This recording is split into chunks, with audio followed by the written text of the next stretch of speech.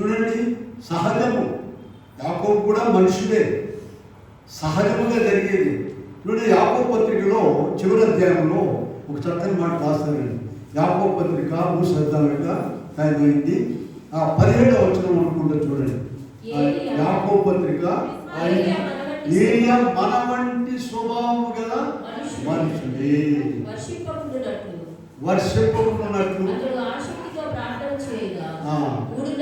3.5 సంవత్సరాలు వర్షం కురవలేదు, మరలా ప్రార్థన చేయగా. అక్కడ ఎంత గొప్ప మాట రాశారు చూడండి. ఏలియా మన వంటి, యాకోబు కూడా మన వంటి స్వభావం గల మనిషి. దేవుడు వదిలిపెట్టిన యాకోబు వాగ్దానం చేసి గొప్పగా ఆశీర్వదించాడు. మనల్ని కూడా ఎప్పుడు వదిలిపెట్టడు. మనం ఆయన వదిలిపెట్టడు, మనం ఆయన్ని వదిలిపెట్టకూడదు. మరి ప్రార్థన చేసుకోవాలి.